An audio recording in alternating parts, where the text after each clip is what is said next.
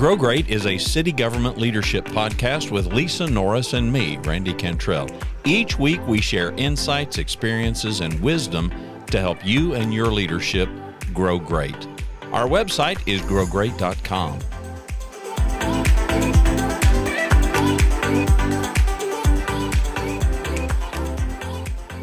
I go visit my parents. My dad on September the 29th, he turned 99. My mom is 90. They live together in their house. You know, they're fine. I mean, their health is, it's what you would imagine of people that age. But I'm inquiring about great grandparents. And I hear this story of my mother's great grandmother. Actually, she would be my mother's grandmother. So she would have been my great grandmother. You know, times were hard, difficult. She lost her husband when he was in his 50s. And I said, well, how did she respond, to his death? And they said, she just worked. She worked in the garden. So my dad said, yeah, we pulled up to the house and she was up on the roof, re-shingling part of the roof. It was her response to this man that she'd been married to for however many years. He was just in his 50s and she lived up into her 90s. So, I mean, she was without him probably longer than she was with him. But, that was her reaction, which I find was very typical of that era. Women and men, you just dive into the work. She could not control. And you had sent me this quote for us to kind of noodle around. And we've had a couple of weeks to ponder this. When you can't control what's happening, challenge yourself to control the way you respond to what's happening. That's where your power is. And so when I saw that quote, and I just got back last night from visiting my folks, they live here in Dallas, Fort Worth, but clear on the other side of town, and I thought, yeah, I'm not saying that it's just the way that she did it. There's no necessarily right or wrong in that scenario. But you and I have talked before in the past on the podcast, as well as just in our conversations privately.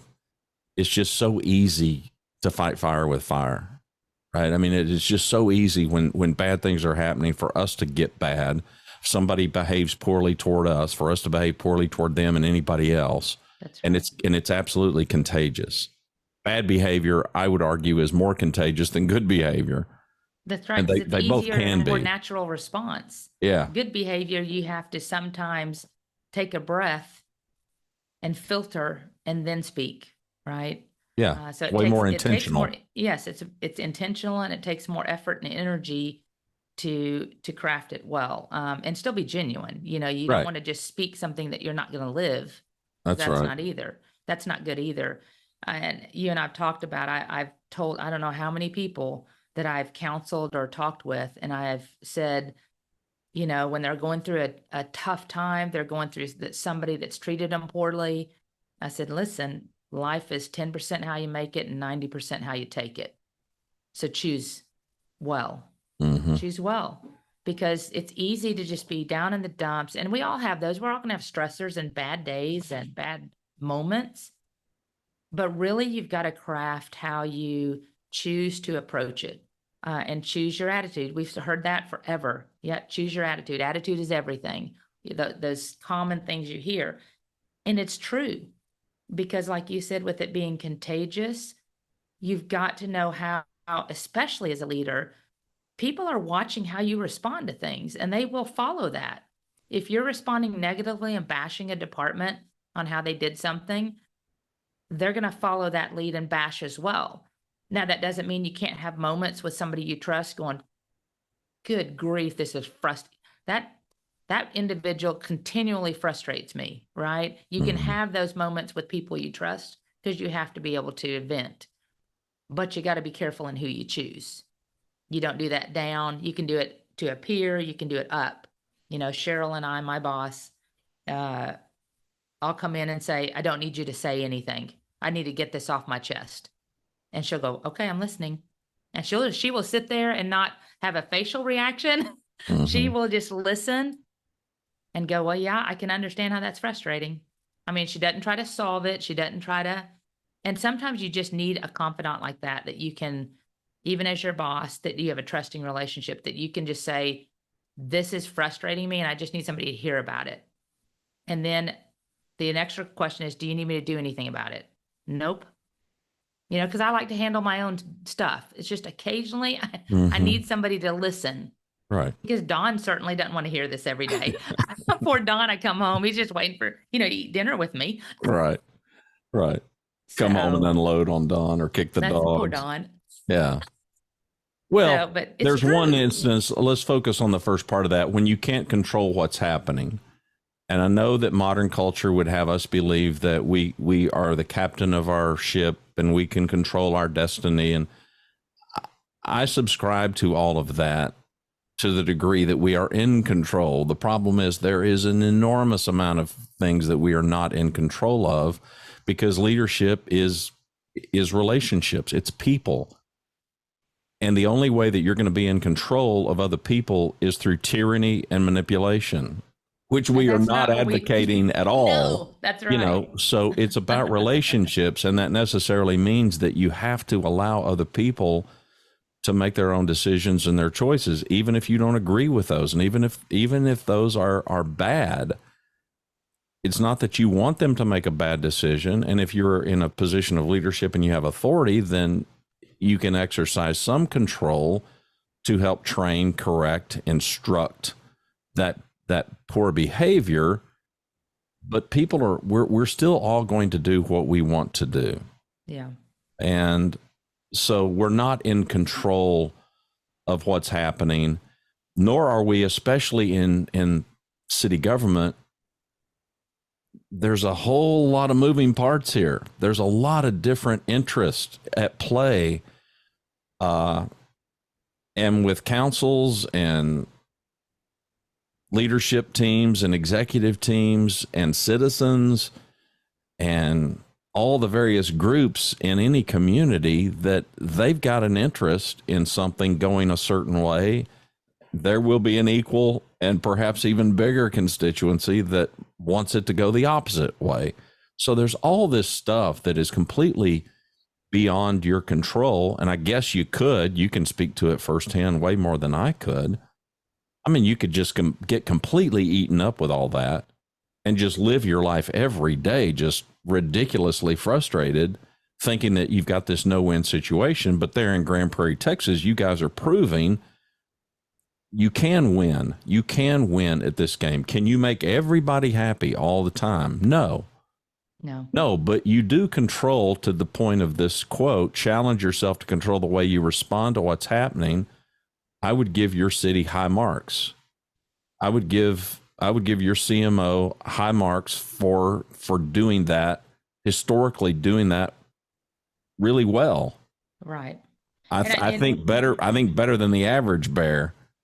Frankly. Well, it does come down, it does come down to leadership. This especially applies when you are trying to impact culture. You have to be as we've had our culture in place, and it started changing under Tom's leadership back in 1999 when he got here. Tom Hart. Our former city manager. But he started the culture shift to what we call raving fans and our service philosophy, which is giving the customer more than they expect, right? Delivering world-class service. Not an unusual goal for anybody. We all want to be excellent in service at our cities. I'm sure none of us want to come in every day and say, gosh, I'm just looking forward to doing a bad job today. We don't do that. But when Tom instilled that in us, it was not only put on paper, but everything we did reflected around our service.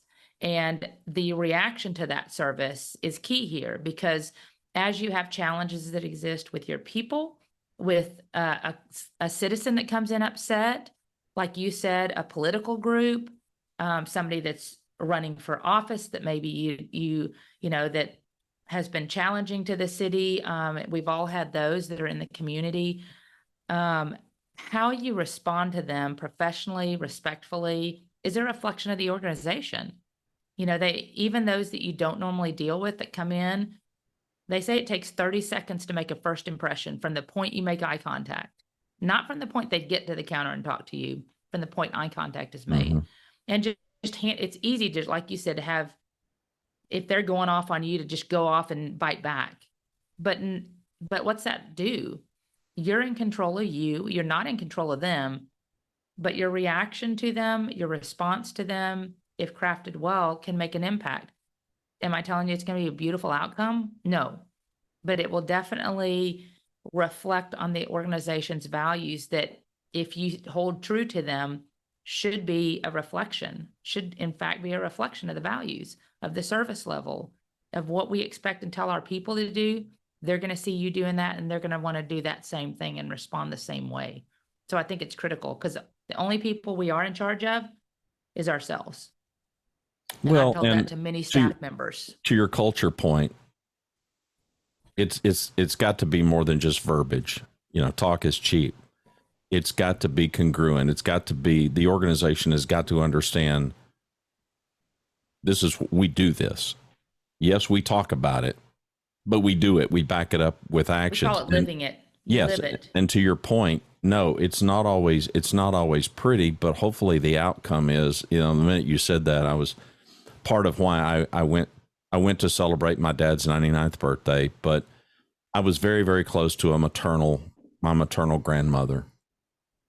And her name was Marie, but everybody called her Ree for short, R-E.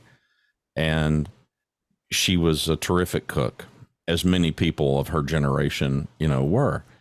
And in her kitchen as a little kid, I mean, it was just an absolute one big hot mess.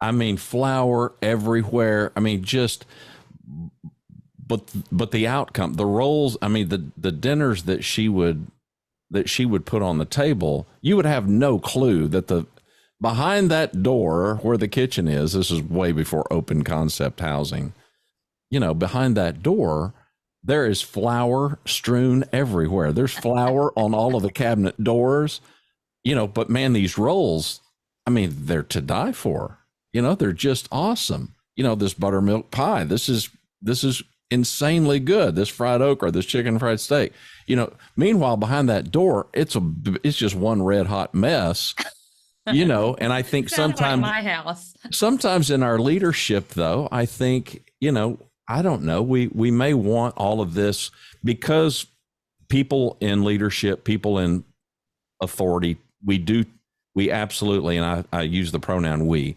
do tend to be problem solvers. We do tend to be alphas in that, presented with a problem, throw a problem in a room with a handful of us, and we're all going to go straight to the solution or what we think the solution should be. That's going to be kind of our default response. You and I have talked about this before, because at some point, at some level, that works for us in our career.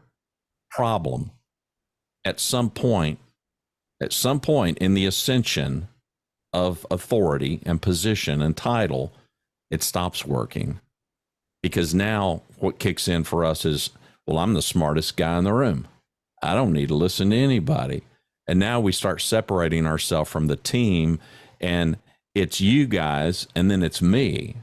And we lose sight of the fact that part of this whole controlling what's happening, which we can't do, but we can control the response, is the way that we handle that to make sure that we are including ourselves. We're part of the group. Mm-hmm. We're part of the team. I mean, people can say, well, you know, yeah, up there at the fourth floor where the CMO is. Well, I got news for you. The CMO is part of the city. That's right. And if you're out fixing potholes in the street, so are you. Y'all are on the same team. I get the difference in authority and all of that, but I just think it's so easy for us to separate ourselves. And you and I've done this before, you know, this whole blame thing. We can get really fixated on, okay, well, I can't control this, but it wasn't my fault. And so now my response to this thing is going to be really negative because, well, I want to deflect. I don't want anybody thinking that I had anything to do with that. Yeah, it's really interesting because I think it's easy for cities to also, as I've talked to different cities over the years, we're blessed to have pretty amazing relationships with our city council and mayor. Although there's turnover that happens, it is very obvious to me of the diligent attention to council and the relationships with staff, and the relationships with the mayor and the city manager.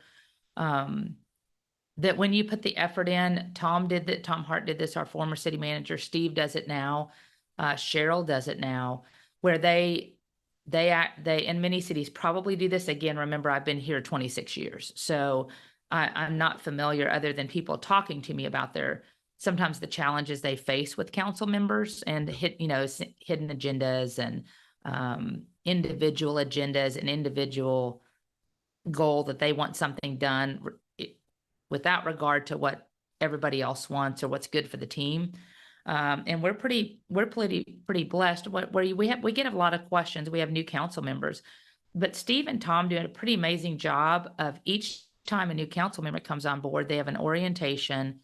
They talk specifically about our culture, our service level, and how there needs to be mutual respect of staff, especially in open forum, that it's not time to minimize anybody or critique them, or just diminish their value in a public setting. Because Steve does an amazing job about telling them, when you do that, that's not a reflection where you're trying to impact staff. That's a reflection on you as a person and as our council member. We want people to see the very best, and that we're unified in our mission and our vision to make the community better. And I'm not putting words in his mouth, but as he's talked about it, I see that. If there's issues or challenges that come up with staff, he works with council on the back end privately, saying, hey, let's really focus on, just be careful how it comes across. He's kind of mentioned that. And I think that makes a huge difference when we talk about your reactions and what you are in control of.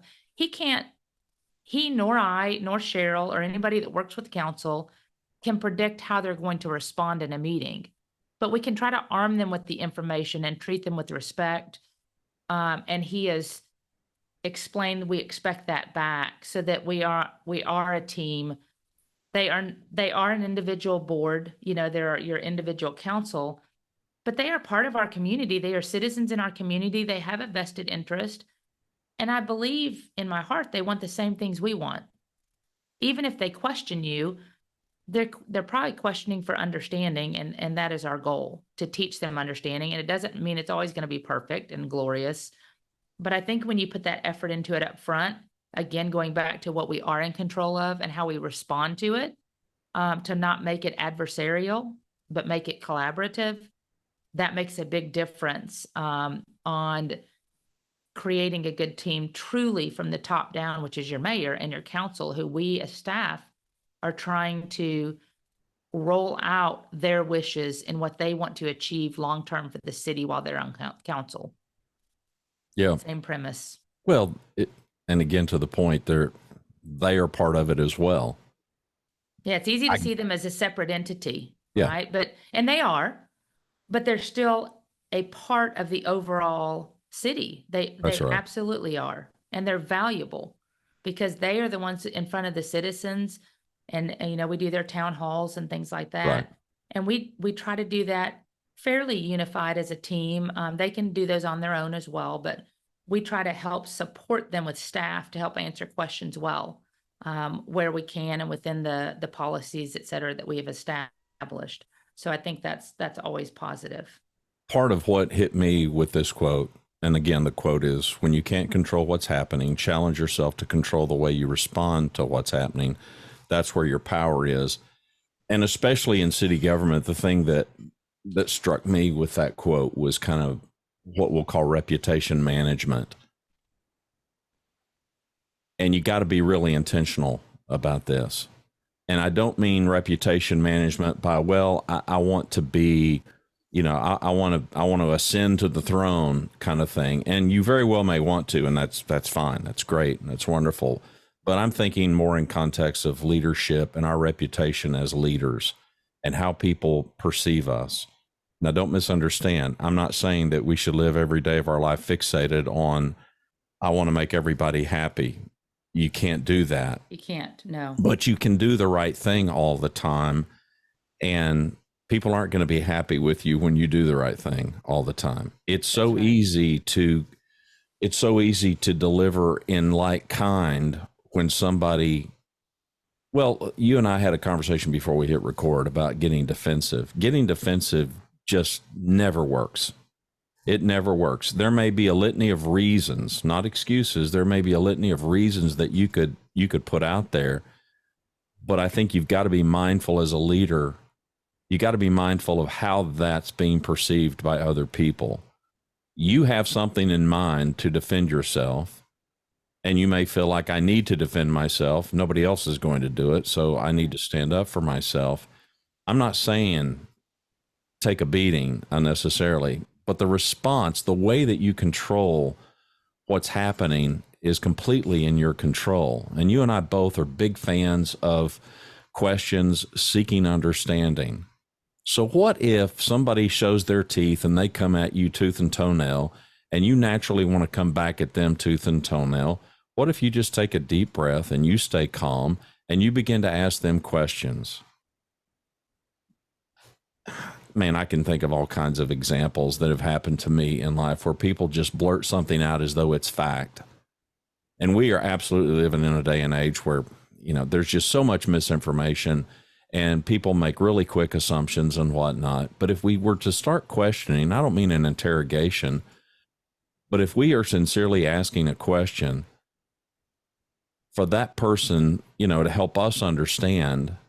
And yes, we do have an agenda, and the agenda is we want to help them also understand. Right. But we're having this conversation with one another. We're both involved in the conversation. That's going to come off completely differently. And that's going to be part of reputation management that can enhance your leadership, which is what this podcast is all about. We just want to enhance your leadership, which in a word means impact. You want a bigger, more positive impact, and you want it every day. And in a moment of fitful frustration, you can lose it. And you can have to work like a demon to try to redeem yourself and get it back. There's just so much at stake with some of these things that, frankly, they don't seem like there's that much at stake, but you losing your cool at the wrong time in the wrong place in the wrong setting can do a lot of damage to your leadership. We don't want to see that, which is why I got to cycle back to the leadership recipe that we keep talking about. Those two fundamental foundations of it, humility and curiosity. When things are happening that you can't control, and the assumption here is that these are bad things, these are negative things. We're great with happy accidents, but these are unhappy accidents. These are unhappy circumstances, and our head can take us in all kinds of bad directions, and none of them are helpful. Right. Best to just kind of tap the brakes and let's get our bearings and watch our mouths. It's our tongue that's probably going to get us in trouble sooner than later. Yeah, it's so interesting because there's a couple things you have to keep in mind when we're talking about this response and how you respond. Like you said, usually it's getting information back that you don't like, right? It's creating a response because you're hearing something that you absolutely don't agree with. And I think the important thing here is, as we've talked about, you said the leadership recipe is just being curious, getting clarity, trying to really understand what the issue is and why it exists. And that will help you start understanding whether this is a one-off or it's a problem that we need to respond to. This is similar when I tell departments as they have an issue, because in the HR world, we'll often hear, we can't hire people. It's pay and benefits. And to be honest, sometimes it could be pay and benefits, because I always tell people that working in a city, you're not going to be rich, but you can be full. Very different. Yep. It depends on what you're looking for. I could probably make double in the private world easily as a VP of HR, but that's not what makes me full. What makes my heart full is having good people around me, having a culture that supports and respects me, right? The response. I want to have people around me that are respectful, where I can make an impact, I can influence change, I can feel it when it happens, and it's for the good of the group. Part of a Those are the team, things. part of a team, and a team that you happen to love. That's right. And that's what makes me full. I don't have to be the richest person out of here, because that's money is not for me what's a motivator. But also, when you talk about response, when we talk about pay and benefits, going back to that, and they say, yeah, that's why I can't get good people, because we're not paying them. When that's the initial response, I'm just telling you, 85% of the time, that is not the driver of why we can't get people.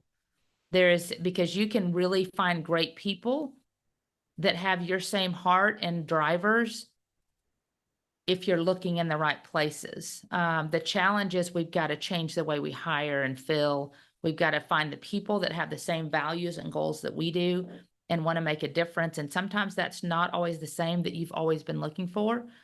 And it sometimes comes back to the work environment, the culture. And that's not always the case, but all I'm saying is there's components of that. So we tell managers that are having difficulties, you may want to take a look internally and see how that's going as well, to blend with what we're trying to fix on. We'll look at the pay and see if we can do better and keep morale. We want to pay well, but we want to keep morale and internal pay equities also appropriate, because then you're creating another issue. If you hire high and then we've jumped over people that have been here a long time that are also valuable. Now you have a whole different set of people unhappy. Mm-hmm. So there's this fine balance of paying well and fairly and competitively versus just paying what someone wants. Because if pay is the driver, typically you're not going to keep them. They're going to chase the next dollar that comes. That's and right. You're going to lose them anyway. So it's all about this fine balance of internally how you respond to the losses, how you respond to the hits. When you lose somebody, how you respond. Are you going to look for ways to make it better? Are you going to really invest in why they left? Those are the questions that we would answer. And we often talk about doing surveys and things like that internally, just get a flavor. And when people ask me to do surveys, we talk about these responses. The first thing I said, if you're going to do a survey, do you really want to hear what the people have to say? And they're like, of course we want to hear. And I said, no. That was way too quick of a response. Mm-hmm. Do you really want to hear? Because if you want to hear and you hear something bad that not just one person says, but 10 people say it in different ways, are you going to work to correct it? Because if you're not willing to work to correct it, I don't want to do the survey. People are going to wait to see what is your reaction to what you get. What did you do to fix it? And did you let people know about it? We always tie those three things in. So as you get the survey back, hey, they don't like the overtime. They don't like, there's no teamwork. We don't recognize enough, whatever it might be. I tell them the biggest next step is getting in front of that same group, crafting it out where everybody has input, and then doing something about it, making a change, making a difference. Randy, you've been with me over 2 years. I had to do that myself. Just we all because do. I've been here 26 years doesn't mean it's perfect. I had to listen to my team, and they needed different things than what I was giving them. Doesn't mean it was bad. They just needed different. Right. And I had to adapt to that, to what this team needs to feed them, right? To feed them. And as leaders, we have to look for those things and adapt to change. We can't just keep doing what we've been doing. We have to choose our response. Tell me what you think, because again, the quote, when you can't control what's happening, challenge yourself to control the way you respond to what's happening. Talk about the way you respond. Forget the outward exhibit of the response, action. Mm-hmm. Talk about the response in your head. You're talking about me specifically as these challenges come up. Just as a leader, what are your thoughts? What's your advice or counsel? Because I can immediately, somebody says something hateful, I can immediately get defensive. I can be hateful back. I can get silent. I can do any number of things. But before any of those things happen, there's something going on in my head. Yeah, for me, For me, and what I often see as I'm counseling people, because again, remember my role as HR. I've got lots of leaders that come to me with a whole variety of problems. And that's great because we want to be valued in HR, not as gatekeepers, but as problem solvers. We are here as partners for our departments. So I love the fact that they come to us on any variety of issues. And for me, often it has to do with HR, right? It's they need to pay more. They didn't agree Right. with the offer we made. They need help on a survey. Work environment's bad. We've got an investigation. I need a solve for I can't hire people. I just can't find them. Mhm. So those kind of things, we're always troubleshooting. And for me, especially if it's we need to pay them, we need to pay them more. I can't get anybody because we're not paying them or something like that. I literally have to pause. I have to just listen to what they're saying. I write stuff down. I'll write on a sticky the points that they're trying to make. And then for me, I have to filter, take a breath, and then say, okay, how do you see we can fix this? So I just start asking questions back. What's going on through your mind before you even ask that question? Do you even know? Yeah, usually I want to be honestly, usually I wanted to be defensive and tell them everything that we are doing and that you're wrong. And and what stops you?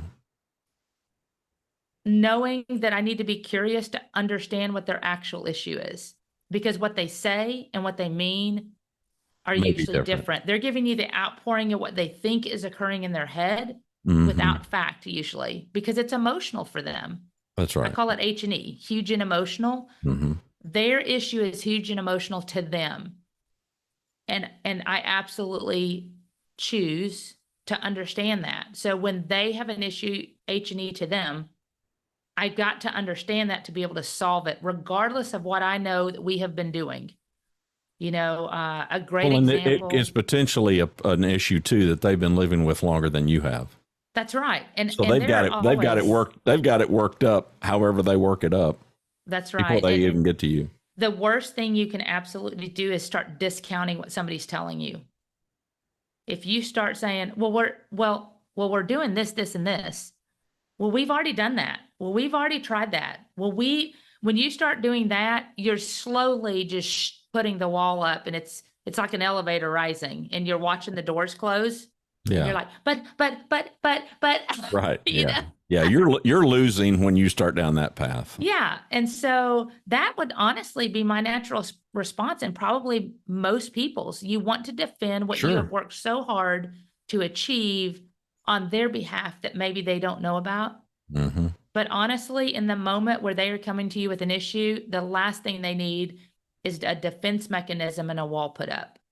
Doesn't mean you can't say, once you've listened, that, okay, let me tell you, here's what we have done. Were you aware of those things? Yes, I was aware of those. Okay, and are those not working? No, they're not working. Okay, why are they not working for you? Well, we didn't get the posting done in time. Well, we missed the internships. The school's already given us all it doesn't matter what it is.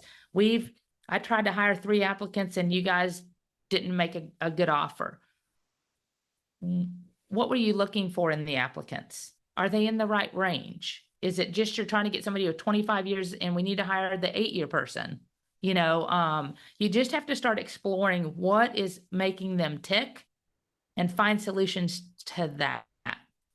Let me ask you a question. Let me insert a word here, and the word is persuasion.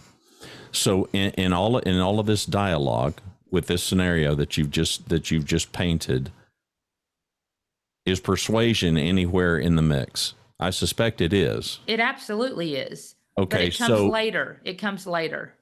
Yeah, but here's my point. My point is, you know that persuasion is coming later because you are armed with some information that they may not be armed with. That's correct. But beating them over the head is not going to help them see it or understand it.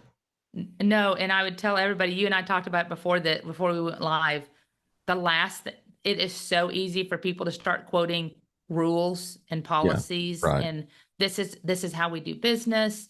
That's the last thing people want to hear about, because they don't care. They don't care what the policy or issue is. I've got a problem and I need it solved to survive. Yeah. That's what they're in their mind. If you boil it down, this is not working. I need it fixed. It's a headache and it's a problem. And so just understanding, you can still lay those things out. You just don't do it on the front end. You just need to No, listen and and understand. I would liken persuasion, the end result of the persuasion, which is also kind of part of leadership. I mean, there's some salesmanship here. My grandmother's rolls came out and they hit the table and they were gorgeous. But it took a lot of ugly work behind that kitchen door to get them there. Right. You know, right. you have to endure. You gotta embrace I think you have to embrace the process. You know, the curiosity, the seeking understanding, not with, I just need to quickly get to where I can be persuasive. Right. The only reason I insert that word, Lisa, is because everything that we do up to that point can work against us trying to solve the problem. And you're not trying to solve the problem for you. Mm-hmm. They need people. Yeah. They got vacancies on their roster that they need filled. How does it serve you? How does it help the city for those to remain vacant? It doesn't. Right. It's in your best interest for them to succeed. And so part of it is, yes, we've got to behave in ways that make them know, I'm here to help you. I'm here to help make you successful. You don't do that by digging in a position and getting all defensive. That's right. You don't do it by fighting back. You don't do it by, if they're ugly to me, well, I'm going to be uglier to them, right. kind of a thing. And nobody was ever persuaded. Nobody bought anything from somebody that was an enemy. Yeah. And you know, I'll liken this to the recent situation we've had going on. That's a long-term project. And the great, I know this doesn't apply to everybody, but again, I've said it and I'll say it again, and I've said it before. I'm very fortunate because we've really got a great team. I can think of very few occasions where anybody's ever really nasty to us, right? I mean, we all have individuals where I call it, they might get a little snarky on you. They might throw something at you. Maybe it's just a personality difference. Maybe they feel like they know how to do things better than you do. We all have those. It could probably name them on one hand. We could name the people by name. It could be in the community. It could be in the city. It could be a peer. Well, I can name more than that. I mean, all of them, right? We have this many, and I'm holding up my hand. We have this many that you could probably name. It doesn't matter if it's your family, if it's your work, somebody that just gets in your, what do they call it? Gets in your crawl. I don't know, whatever that irritates you. And these tend to be the predictable people. These tend to be the same. They're the recurring offenders all the time. You know, when you're about to send out an email, you're going to get a response, and it's going to be a paragraph as fast as they can type it. Right. Yeah. So, they may even have a macro on their keyboard where they just hit it and it's just an auto hateful response. So, but you know, I'll liken it to this. So we just implemented living wage. Living wage, for those that don't know, is basically it differs by county across the United States. And it's it's different from minimum wage. And it's the amount that the county, the dollar amount they believe that a single adult needs to put housing, transportation, and food on the table. The minimum amount to kind of survive in that county based on cost. And it can change every year. Well, the decision, you know, our city manager came to me, and we've got a great relationship. And he's like, Lisa, I've heard that another city went to living wage. And I'm like, what's living wage? And he's like, I asked the same question. Can you research that and get me back the number? And I said, sure. When do you need this by? He said, budget. And I'm like, okay, that's October. This is July. You know, I'll get it to you by October. He goes, no. We need it by budget. And I can't even remember if he said it right then, but I went to Cheryl and I said, okay, I'll have this to you. I'll have the estimate I've got to research it. I'll have the estimate by October for budget. And the response I got back was to this effect, not exactly these words. I'm a little facetious, but it was like, no, F&G budget that goes tomorrow. I'm like, what? You know? But because this is a huge, you have to understand, we've got 1,700 people. This is what would it take to move them, and how does it impact you? For us, when I researched it. I mean, I stopped everything I was doing. I could have said, no, there is no way I can get you that number. The epitome of you not being able to control what's happening. That's exactly right. And I know in my heart, they wouldn't ask if they didn't need it. Mm-hmm. Timing was way worse than I thought. It was urgent. I had other things I had to get done by the end of the day. And it's a monumental project. It's monumental. Not some small ask. No, because they needed to know cost impact. And I always tell people, I am HR. I do great people things and horrible at money, so I am not the dollar person, but they wanted to keep it confidential at the moment. So bottom line is I had to choose my response. And when they said, I need it tomorrow, I said, okay, here's what I can do. I can get you the dollars. It is going to be an estimate because I cannot go to anybody else and ask them to validate. So I'm going to give you the best I can get, and please keep it that way, that this is not going to be a perfect answer. Plus, it's not going to address when guys, we had people starting at like $9.92. Living wage in Dallas County, where we are at, $17.82. So we're going from a $9 to $10 to $12 rate to $17.98. For us, that affected 6 grades that would now be in one area, one space. And I now have entry workers, lead workers, and senior workers compressed into one pay rate that had been here many different years. That's called compression. So we have a much bigger problem that I couldn't resolve. They needed a number, and I needed to get them a number. So I did do that. I chose my response. I said, I will have this to you end of day. It will be an estimate, and I'm going to guess at potential subsequent dollar values to address compression and what that means. And I gave that to him at the end of the day. And for us, it was about $500,000 initial impact. And then I projected, of course, a couple million over the course of a year, just a guess that we might have to address compression issues and things like that, not knowing for sure what it's going to take. And so in choosing that response, the good news is we have great relationships, and that the city manager, very appreciative. But as he's talking to directors about this, because then he came back down the next day and he said, Lisa, and he's like at a distance of about 2 arms length in front of me. And all his words were, do you love me? And I said, I don't know now. I don't know if I do. What's coming out? I do right now, but as soon as you finish what you're going to say, I'm not going to. Yeah. And he smiled, his great smile. And he said, hold on, I just need to check my distance. And he put his arm out and he goes, okay, I'm going to ask you again. Do you love me? I said, oh, I might, And he said, well, we're implementing the living wage. We made the decision. And he said, and we're doing it for October. Right. And I was like, okay. And he goes, can you do that? And I said, well, of course we can do that. I just need to figure it out, And he kind of laughed about it. And I said, no, please don't do this. Don't do it right now. Can we have, 4 months? Can I have 6 months? He goes, no, we're doing it. And I said, okay. So then, the reason I'm telling this story is because my first response was to the city manager's office. And I could have gone in there and defended my case and defended why we shouldn't do this and defended why we couldn't do this. But my response is always find a yes. It may not be the exact yes they're looking for, but my goal and my team's goal is find a yes in what they're asking, and then tell them, here's what we can do, and here's what I don't think we can do. Or if you do need us to do that, here's what we're going to need to support that response. So many people go into these discussions and they're immediately defending why they can't do something. And there's nothing that frustrates me more when I've got somebody that their first out of their mouth is why we can't do something.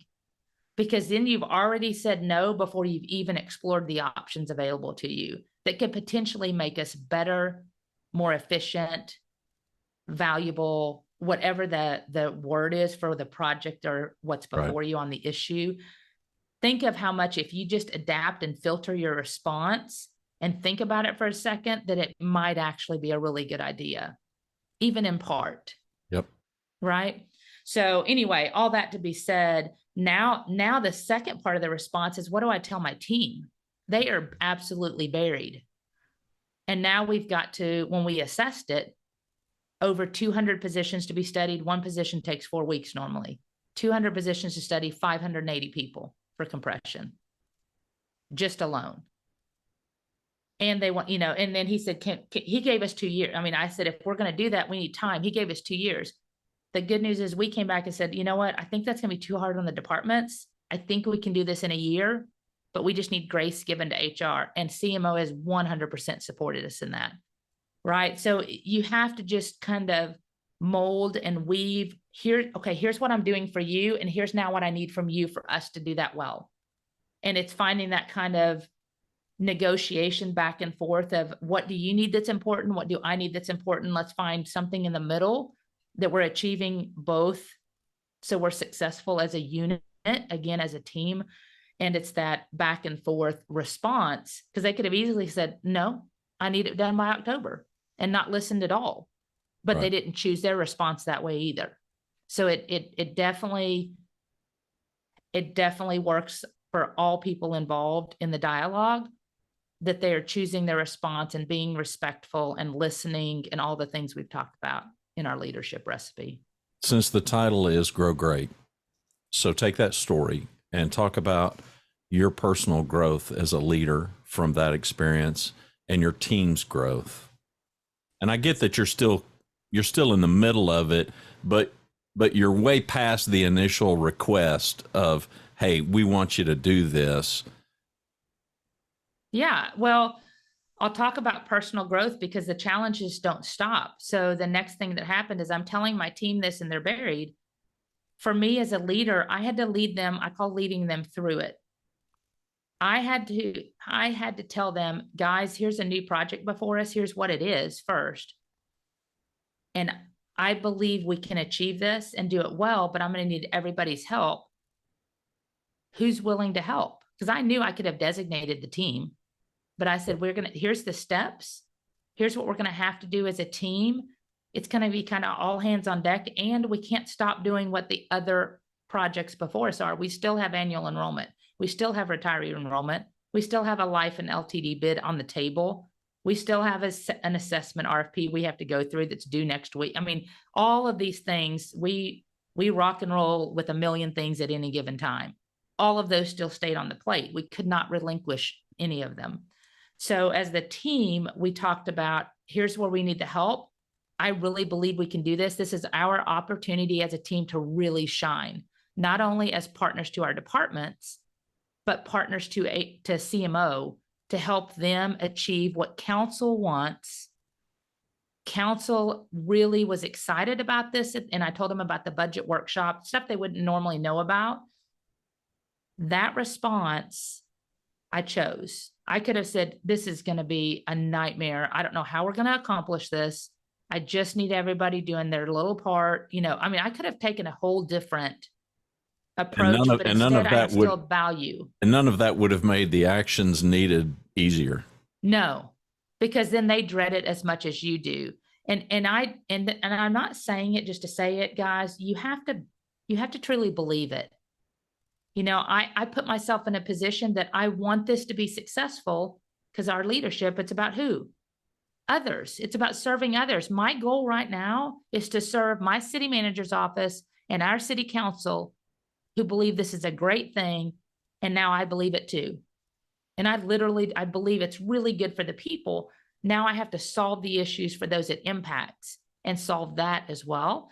So we go back to the team. My team from that response is on board. We even had our benefits team members stepping up, saying, we can help. We don't know how to do it, but if you'll teach, we're willing to help. We've got this little slot of time and we'll give that to this project. And everybody stepped up. And then the next thing that came down the pike is, Lisa, could we do this now instead of October? That came from... And that just came from discussions of the city manager's office saying, can we do this now so that people realize it right now? Okay. It helps so the CMO is making that inquiry. Yeah, and I forgot. Okay. It seems like there was dialogue back and forth of what would make it easier for HR. Right. They were asking us, how can we help HR?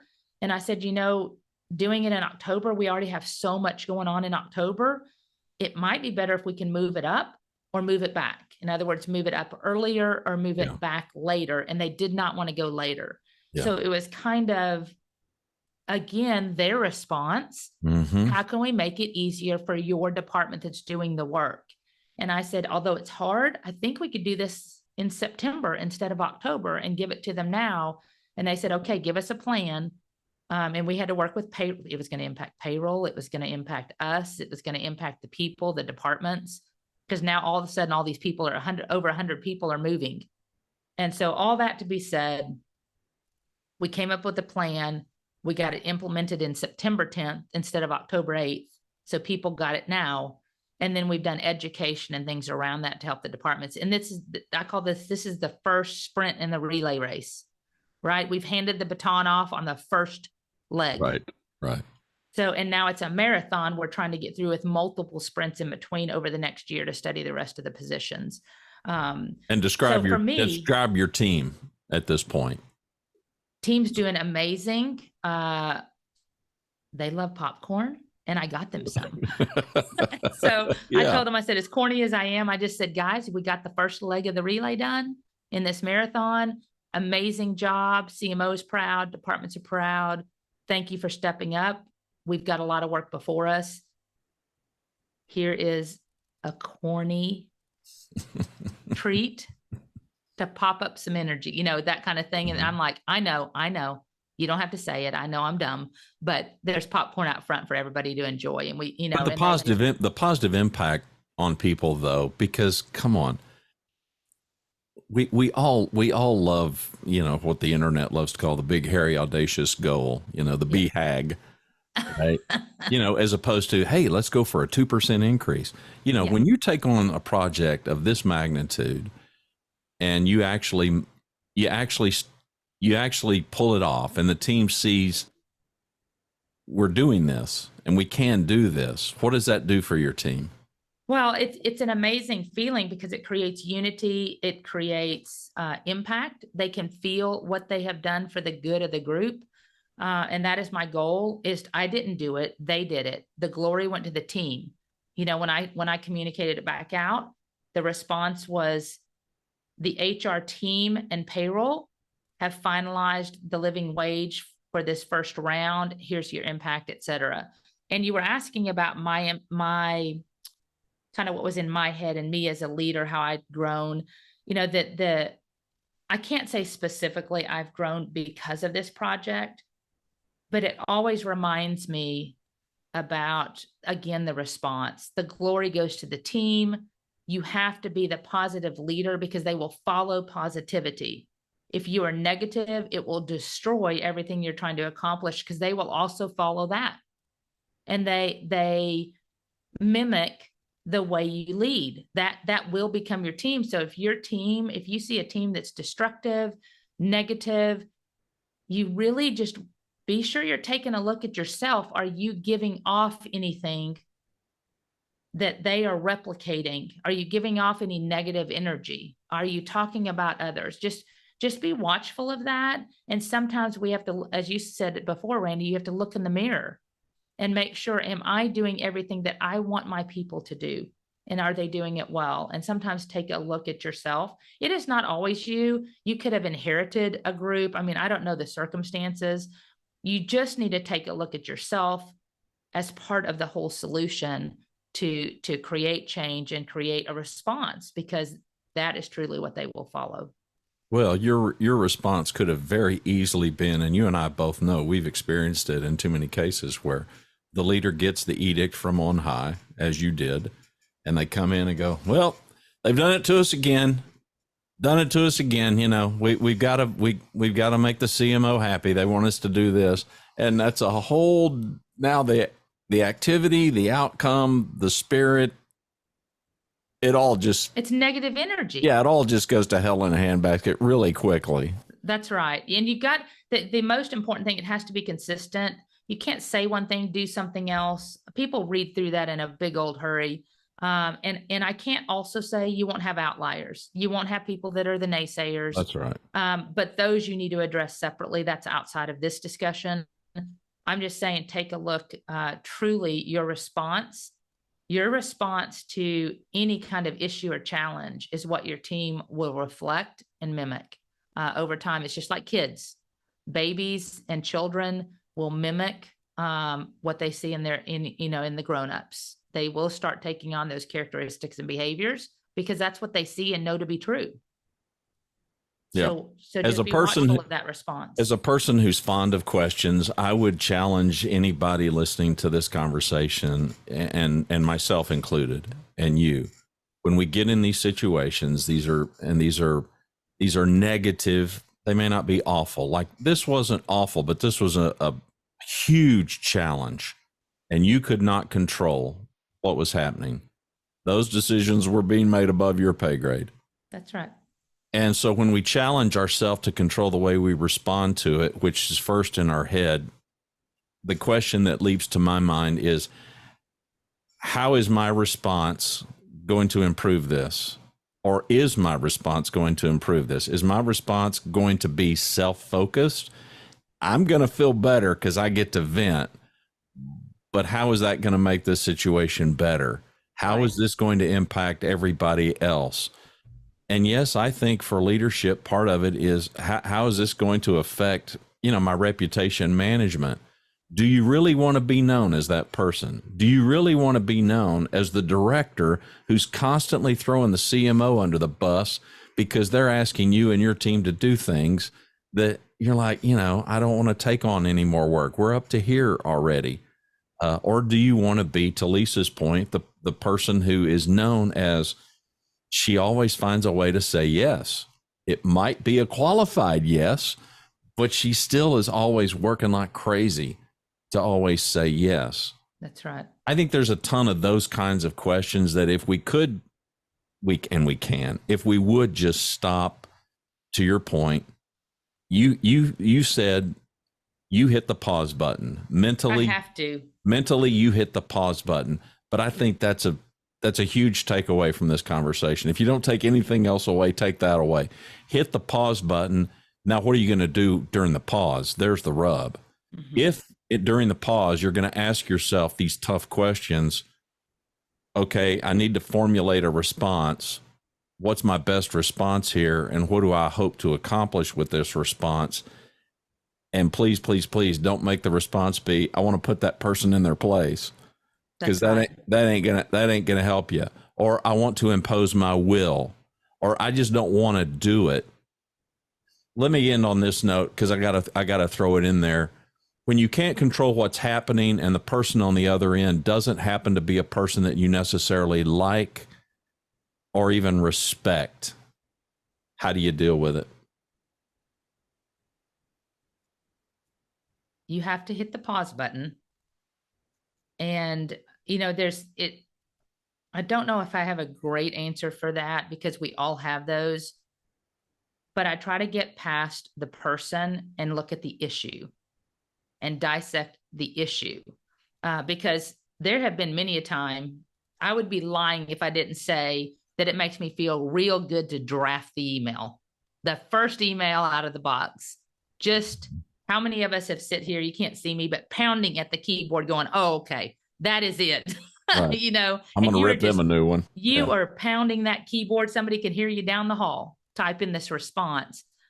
And then I pause and I start backspacing going, okay, that part's good. But that one clearly I need to step back and let's rewrite that one because I've done it recently. I'm just like, oh my gosh, there we go again. They're just, like you said, it's almost like they have a crafted email.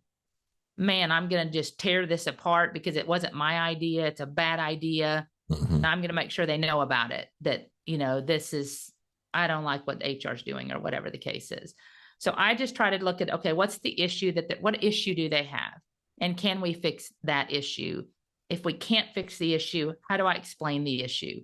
Usually if that's the case, Randy, excuse me, I pick up the phone. If it's a really bad message, I'll pick up the phone. Much harder for people to be nasty in person or on the phone than it is over an email. Super easy to shoot out an email and then go, well, I didn't quite mean it that way. I'm sorry it came across like that. Right. darn well they meant of the way course. it came across. Of course. You know, it's just harder to say that in person. So I always challenge my staff, pick up the phone. The last comment I'd make is there are, I don't want to say it's all roses and glory. You know, there are times when I do believe, you and I've talked about this, you do need to put somebody in their place. They are getting out of hand. They are in your office being disrespectful. They actually absolutely acted inappropriately during something. Those are not moments you filter and sugarcoat and make it just, you know, peaches and roses. You just, but you're doing that for their benefit. honestly doing You're it for their serving them. benefit, and you're doing it for the rest of the group that might be witnessing that bad behavior, Yeah, because you that's don't want right. that to be contagious. So I just don't want people to walk away from this going, well, I can never say what's truly on my mind. You can definitely, there are moments when you need to tell people, sit down, do not respond. This is not a two-way dialogue. You will not do that again. You were unprofessional, and I will have a letter to you by the end of the day, and you're going to sign it. I mean, there are moments when you have to be direct and correct behavior. Absolutely. So don't take away that everything you have to, you know, you have to think of a response and be thoughtful. And Y'all aren't all holding hands and singing kumbaya no, all it's day. not kumbaya all the time. Trust me. Trust me. And I'm not that kind of leader. I don't take a lot of BS, but I'm thoughtful. I try to be respectful. But at the end of the day, if you're misbehaving, we're going to correct the behavior. I'm not going to yell at you, but you're going to correct it, and you're going to understand that my point is well made, right? I just, for the leader's benefit, if they have a person that they need to get the point across, then we need to get the point across. And sometimes that causes you to be very direct. That's right. But if the thing that's happening that you can't control is coming from the hands or the mouth of a person that you don't respect, that you don't particularly like, you know, my final word would be this. If you're a high performer, Lisa clearly is, high performers know, if I can really serve this person, given whatever baggage may exist between us, then how superior is my service going to be to everybody else? I mean, if this is as bad as it gets, and I can do the right thing in this circumstance, I can choose my response to be as positive and as helpful as it can be. Who cares how they respond? I'm not in control of that. I'm in control of what I do for them. Whether they appreciate it or not, that's a whole different conversation. For this conversation, I would say, who cares? That's not your problem. But if you can serve that person, then you think about the person that you love and you like them a lot. You want to go out of your way to serve them. But if you can capture that with a person that is on the other end of the spectrum, you're golden. Go ahead. I was going to say, I remember you had told me once, as I was working through some issues, and there was a challenge that I had on a specific person. And I remember you say, how much time are you spending on them? And I said, easy 80% of my time. It's exhausting, right? Trying to work with that individual, trying to help influence change, things like that. And I remember you stopping and you wrote on a piece of paper, so that means 20% of the time you're spending on the rest. And you said, who are the great people? And I said, well, it's the 20%, but I don't have time to spend on the 20%. I just barely have time to greet them, every day and say good morning and go upstairs or whatever I need to do. And you're like, okay, what if? And you flipped the piece of paper to me and circled the 80% and then drew an arrow. And I can't remember exactly what it said, but it was like the good ones, your A team, whatever it was. And I remember you focusing, say, what if we flip that scenario? And you spend 80% on the ones that need the help, that you recognize and reward them, and spend 20% of your time on the challenge. I was like, Randy, I don't know how to do that. I don't, because they demand it, right? And so, but again, the response was, no, I'm absolutely gonna do that. I have been misdirecting my time. And I recently mentioned that to somebody that I was just mentoring, and they were talking about the same thing. And I said, what if you flip that script? What if you only give them 20% of your time and spend it on 80% of creating your high performers, recognizing your high performers, investing in your high performers? And they said the exact same thing. They're like, well, that sounds so much better, right? That would, if we could do that, not easily said. I mean, not as easily said than not as easily done than said. But it was just, it's an interesting point, and that point has stuck with me, because how many times do we find ourselves spending so much time on the challenges in our work group, in our peers, whatever it might be for you that's listening, in your family? How much time do you spend on that issue? Probably 80% of your time. And just refocus your response to spend it on the other people that respect and value what you have to offer. All right, I'm going to leave with a quote. You got anything else you want to add to this before we wrap this up? Nope. That's all my thoughts. Here's the quote. When you can't control what's happening, challenge yourself to control the way you respond to what's happening. And we didn't talk about it, but just noodle this on your own time. That's where your power is. So if you want power, you better make sure that response is as great as you can get it. I end the comments. I don't end the podcast this way, but I'm going to today because I end the show notes, and you can find those by going to the website, growgreat.com. But I've ended the show before Lisa and I started doing this. Be well, do good, grow great. She's Lisa Norris. I'm Randy Cantrell. Thanks for listening.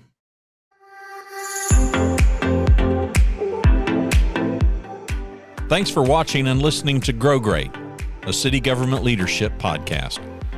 For Lisa Norris, I'm Randy Cantrell. Be well, do good, grow great. The website is growgreat.com.